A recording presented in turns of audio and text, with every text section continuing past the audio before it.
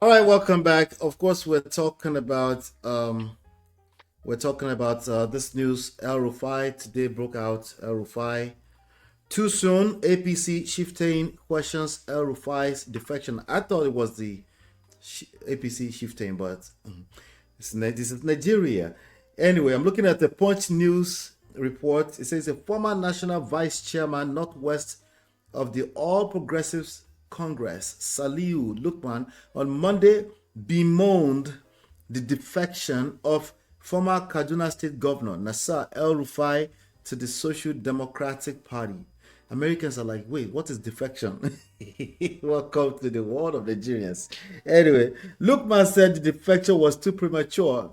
In other words, it's okay sometimes later, and wasn't the kind of collective move they earlier projected. The former director general of the Progressive Governors Forum disclosed this in an interview with some selected journalists in Abuja. He said, yes, I am close to Malam El Rufai to the extent that we come from the same state and we're in the same party. And I had the privilege of being nominated by him to serve on the National Working Committee of APC. Of course, as everybody knows, we have our own disagreements. Anyway, what's your take on the epidemics of defection of parties in Nigeria? And then you can speak to this, of Um, course. yes, there is nothing new about this. Uh, while I was recuperating after the tragic injuries I had 2002, and as I was leaving a federal medical center, I had the rare privilege of being paid what I consider a unique visit by our uncle, whom you know very well, the leader of the Yoruba Social Cultural Organization, Afenifere, Baba Ruben Family de Fashionati, Chief R. Fashionati. He Mm. visited with me at our place in Obaile, Akure.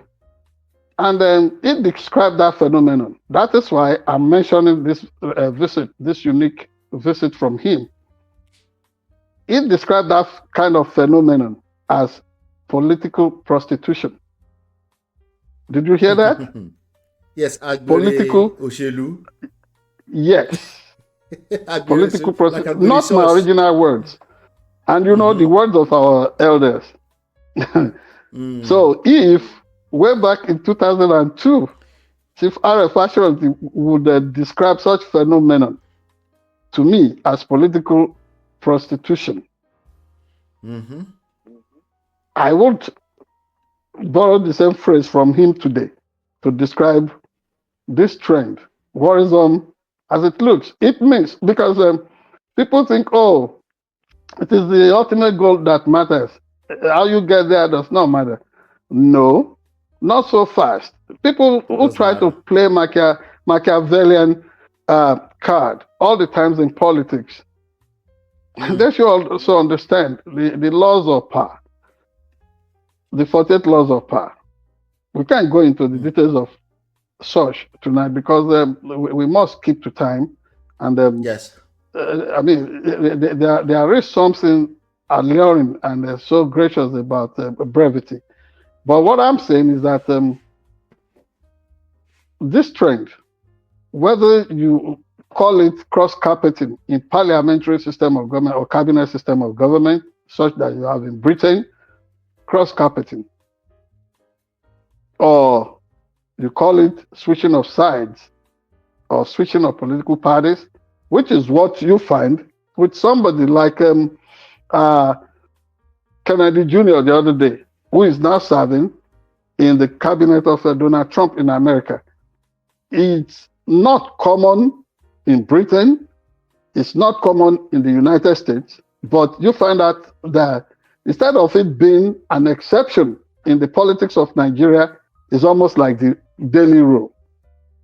If a politician in Nigeria is telling you he's committed to an ideology, you need to check his face twice to know that, yes, you may not find the construct of whatever he's saying on his face, but it's coming from a heart that is unreliable. To El-Rufai, Nasir El-Rufai's matter, a few months back, he was in denial. Even 2 weeks ago, he was in denial about the possibility of him crossing to another political party.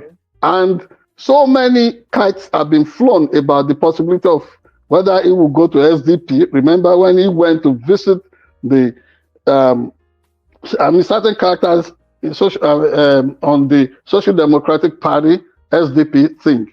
He said it was a visit to his friends. Honestly, I mean, now at over 54 years of age, I have come a long way. And when politicians talk, some of them, like I said way back, I think 1999, in a news report in Nigeria, accusing a particular minister of suffering a kind of mouth and foot disease. These people, they are worse than a cow that is carrying that kind of disease around. At the same time, they are telling you one thing, but they know they are going to do exactly something different. But El-Rufai is an interesting character. Personally, I do not like his politics. He has so many things to explain to Nigerians. For example, the other day, he came and was heaping all the blames for the neglect he has suffered in APC, which we must give him credit. He assisted them to mainstream. But if you understand... So he's leaving APC because his butt hurt? Because if, you know, some of these people who have always been... neglected. Not just that, Ola. El-Rufai, since he came, you know, he described himself in his memoir as the accidental public servant. That is the name of the book he wrote. Okay. Now, since he chanced upon Nigeria as a public life, you understand, he's developed this sense of entitlement. He wants to be part of any government in power. Is a kind of adjective in Nigeria. Any government in power suits him. He was there as director, as the DG of a Bureau of Public Enterprise. He was brought into relevance, into public limelight by the former Vice President of Nigeria, Atiku Abubakar. But it did not matter to him when it was time to switch and snitch against Atiku Abubakar. He went from there. I belong to all kinds of groups and associations and what have you. Always helping to implode any platform that originally presents him. And this is the guy. Why? Okay, he has said it was not the National Assembly that screened him out of it. He said it was not the National Assembly that voted him down from becoming a cabinet member of the current Tinubu's administration. He is lying. He is lying. And Nigerians do this injustice to the collective consciousness and memory of all of us. This only happened a few months ago. He was caught, and that was what counted heavily against him. The agenda of a Muslim ticket. And then when he met with certain ulamas and Islamic clerics and started not minding the implication of the sensitivity of that subject matter. How he said, oh, that was what they used to manipulate and force everything on Nigeria. This is a guy, an irredentist element, who thinks he controls the entire North. He does not control even his backyard. You look at the analysis of the last election there. No, even the politics of Kaduna State, this last election, cycle of election, PDP got 2 of the 3 senatorial seats there. PDP got 11 House of Representatives seats. Even in the House of Assembly, it was almost going to be a clean sweep against him. That is, you see, if elections go the way it went, in Kaduna State. If it goes that way all over Nigeria, it will be so great. El-Rufai was running the show as if it was the alpha and omega of that state, bringing all kinds of, and I'm challenging him, importing all kinds of mercenaries from all over, Fulani jihadists, terrorists, violent characters to take over Kaduna State, and they were on the, they unleashed untold and unprecedented mass killings against people of southern Kaduna. Never a uniter. And now he is disgruntled when all those things counted against him. Don't let us talk too much. Only in Nigeria would, people say he's a short man. That is why he's so, tall in the kind of temperament he wears. I'm also a short man, but I do not have that kind of. He has the Napoleon syndrome.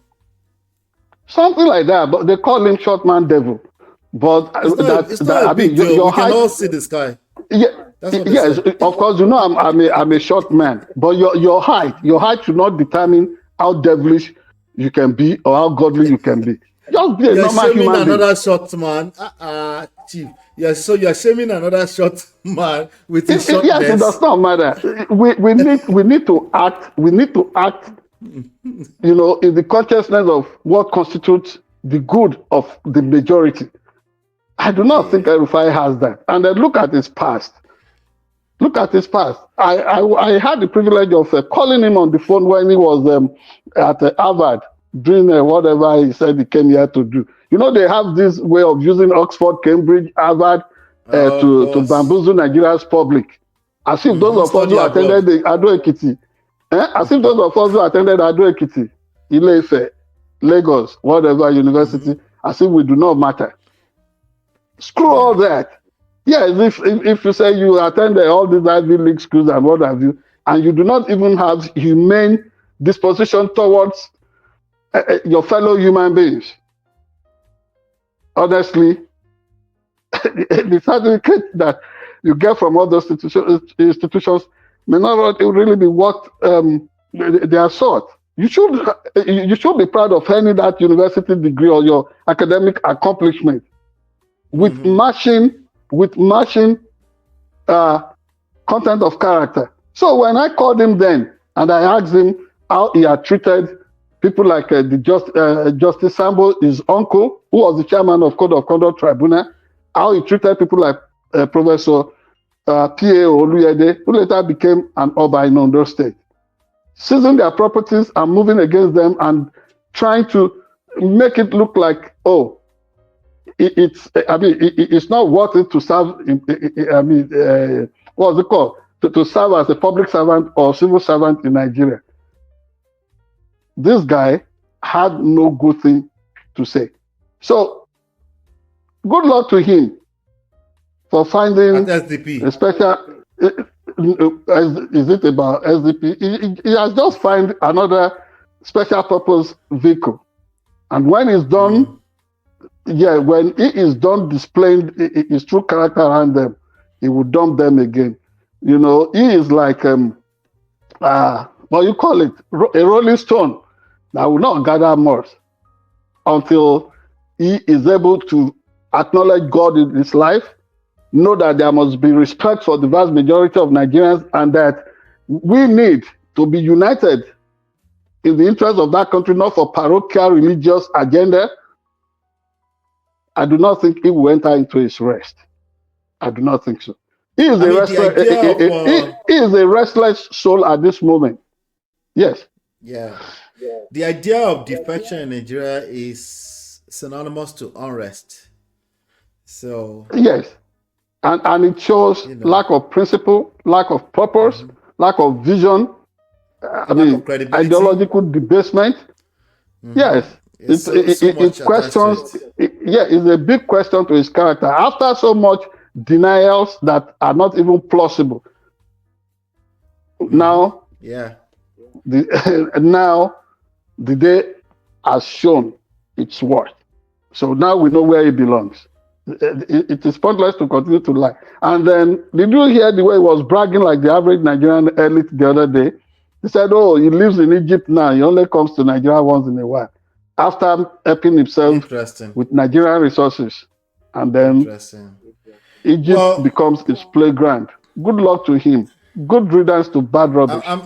I'm glad you gave. You see, I didn't say anything when you were talking. I'm glad you gave Dr. Donyo Kukwe a very good tribute, and I think you forgot that you actually introduced us once upon a time. I met him by way Yes, of I you. did. Yes. But At you know, in Perry, the last, go ahead. yeah, I said at Perry Hotel in New York. I Yes, remember. yes. So, you know, in the last few days, you've seen people like Reno Mokri, Area Boy, Charlie Boy, Okbuta. They've tried to drag him even in his passing, which is, I think, is still disrespectful.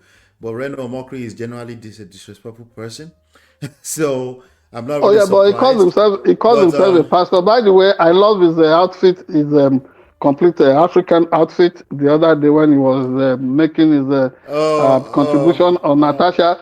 I mean, good appearance, but his the content of that video was so distasteful. That is really not the mockery for me. we're gonna talk about that in a second. I disagree with you. He messed our outfit up with that video. He should not be wearing it. It doesn't belong to him. He shouldn't be wearing it. We move with steez, with swag when we wear. Look at the way you are, sir. Please don't compare. Thank you. All right. Well, we'll talk about that. You know, but the point I'm extracting from that No, is that one of the but that reasons outfit why they looked are good on him. All that outfit no, actually looked good on no, him, and he looked so no. handsome there. I disagree. And I'm not trying to 100%. harass him sexually, please. I'll tell you. I'll tell you why I disagree when we get to that segment. But All the right. reason why I'm bringing that up is because of one of the reasons. I think the main reason why they were trying to drag him, another radio guy, is they were trying to drag Dr. Donyo Kukwe was because of the defections back and forth that tends to. I think that's one of the major reasons because they were saying he sold out or something like that. You know, Yeah, but but remember when he switched sides, I also mhm, criticized him, but that was when he was alive. In that, exactly, we should yeah. celebrate people instead of But in yeah, addition to what you just said, sir, it is yes. Nigerian political system until it's a systemic issue. It's not a personal issue at anybody. It's a systemic issue. It's the truth is that it's a very tricky thing. The young lady we're going to talk about in the next segment here, after talking about Trump, she's also switched. She had to switch to from SDP to PDP before she.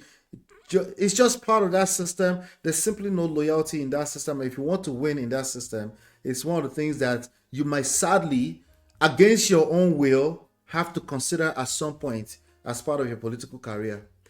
You Yeah, know, but but in this case, yeah, but in this case, you can't say that about Nasir El-Rufai.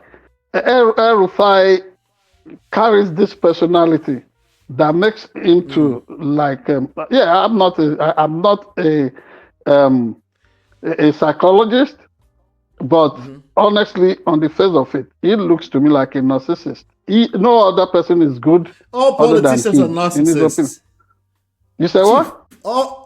all politicians are narcissists. What do you mean? But there is an unusual twist to his own narcissism. The other thing is that he suffers this illusion. Yeah, he also suffers this illusion of grandeur. That you know, he seems himself as bigger than his body frame and what his mind holds. Honestly, he's a kind of megalomaniac. you, That you is the just way I look at described Rufai. you just described the short mass syndrome in 50,000 different ways, but it's okay. Yes, It's yes. okay. It's okay. Let's leave him alone. It's Yeah, okay. but by the way, I'm not hateful towards him, but he needs a good heart. Simple. His heart I is too agree. sinister, his agenda too dark. Where he wants to take Nigeria, calling people from all over Futajalon Island. Anyway, don't let's talk too much about him. Now Yeah, he yeah, has yeah. consigned himself into the corner where he belongs, and of course he knows he is playing with Babanla Babakumo, the master of the game. And so we see how well it goes for Yeah, him. I think it's a systemic issue, but the system is a function of the people, so we're agreeing, So let's leave it alone. But let us know what your thoughts are about this. Is it too soon, or should it never happen? Because that's what we're saying here. This El-Rufai thing, or is just another day in Nigerian politics. Let us know your thoughts in the comment section below. Hit the like button, share, subscribe, turn up your notifications so you're notified when we go live. We'll be right back with the next trendy stories.